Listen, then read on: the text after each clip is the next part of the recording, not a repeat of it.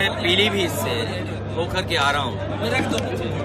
Samajwadi party के प्रत्याशी पूर्व सांसद भगवत सिंह गंगवार ऐतिहासिक चुनाव लड़ रहे हैं। भारतीय जनता पार्टी के नेता लगातार वहाँ आ रहे हैं और लगातार नेतृत्व उनका पहुँच रहा है और घबराहट इसी बात की है कि इस बार जनता चुनाव लड़ रही है। मैंने अपने विधायक अनिल वर्मा जी को ये वादा किया था कि शादी में नहीं पहुंच पाया हूं, मैं शादी के बाद जब चुनाव प्रचार शुरू होगा तो ज़रूर उनके घर पहुंचूंगा। तो आज उनके बेटे और परिवार से मुलाकात की, आशीर्वाद दिया और हमें उम्मीद है कि इस चुनाव में गठबंधन का जो माहौल बना है, जनता परिवर्तन के लिए गठबंधन की मदद करेगी। हमारे प्रत्याशी गठबंधन के साथ जनता है और इसकी घबराहट आपको दिखाई दे रही होगी। जो बुनियादी सवाल हैं, महंगाई के, बेरोजगारी के, किसान की आय दोगुनी के, और जिस तरीके से जनता त्रस्त है, उन सवालों का जवाब कोई नहीं दे पा रहा है। उन सवालों का जवाब उनके पास नहीं है। जो इलेक्टोरल बॉन्ड में जिस तरीके से पैसे के लेन देन हुआ है, सरकार की पोल खुल गई है। इसीलिए मैंने एक एक कार्यकर्ता से अपील की है, घर घर जाएं और भारतीय जनता पार्टी की लूट और झूठ की बात बताएं कि इन्होंने 10 साल में कितना जनता से झूठ बोला है और किस तरीके से लूट हुई है।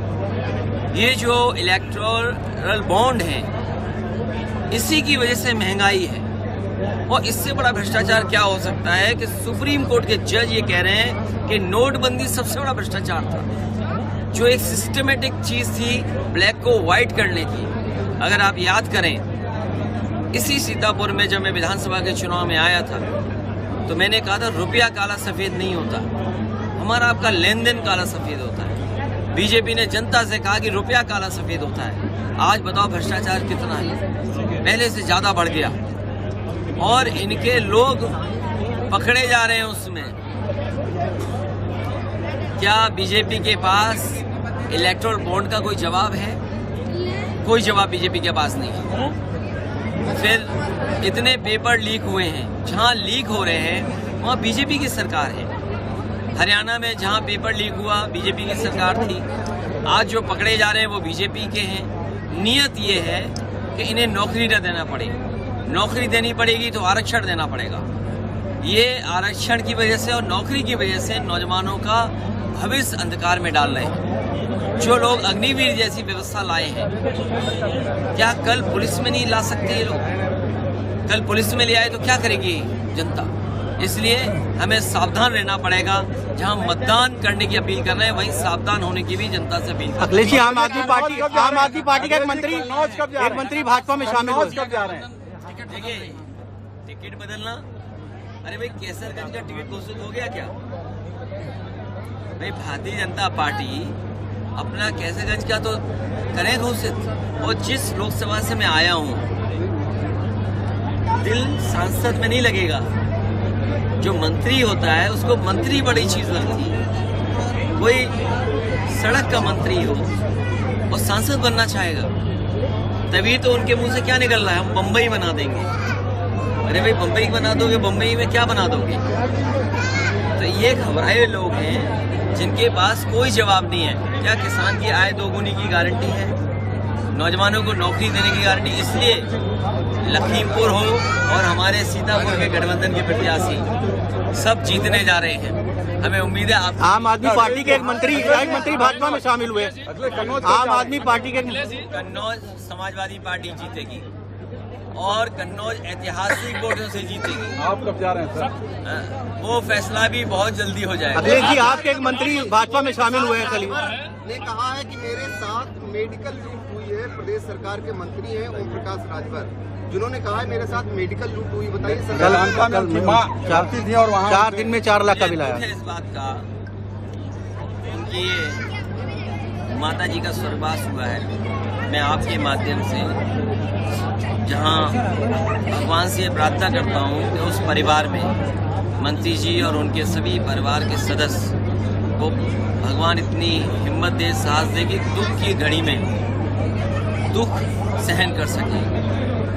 ये आरोप सरकार का इस समय लगा है, वो भी प्राइवेट अस्पताल में। सवाल प्राइवेट अस्पताल का नहीं है, उससे पहले भी इलाज सरकारी अस्पतालों में हुआ है। आखिरकार सरकारी अस्पतालों में ने क्या इलाज किया है? और आप याद कीजिए, मैं 2 घटनाएं आपको याद दिलाता हूं। एक, भारतीय जनता पार्टी के सांसद अपने बेटे को एडमिट कराना चाहते थे, लेकिन वो एडमिट नहीं करा पाए, उनका बेटा, उसकी जान चली गई। बहुत सवाल खड़े हुए थे। और आप याद कीजिए, सीतापुर का एक पिता अपने बेटे को यहाँ से लेकर के गया था इलाज कराने के लिए। जब यहाँ इलाज नहीं हुआ, लखनऊ के सभी अस्पतालों में घूमा, एडमिट नहीं हुआ।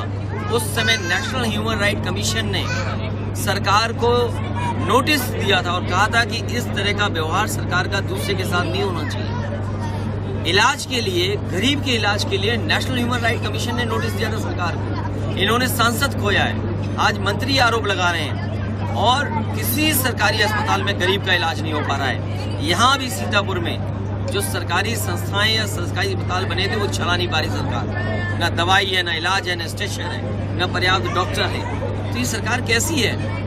दुनिया में विश्वगुरु बनेंगे, लेकिन गरीब को इलाज नहीं दे पाएंगे। हमसे जुड़े रहने के लिए हमारे YouTube चैनल को सब्सक्राइब करें और नई वीडियो की नोटिफिकेशन के लिए बेल आइकॉन को दबाएं। अगर आप ये वीडियो Facebook पर देख रहे हैं तो लाइक जरूर करें और ज्यादा से ज्यादा शेयर करें। धन्यवाद।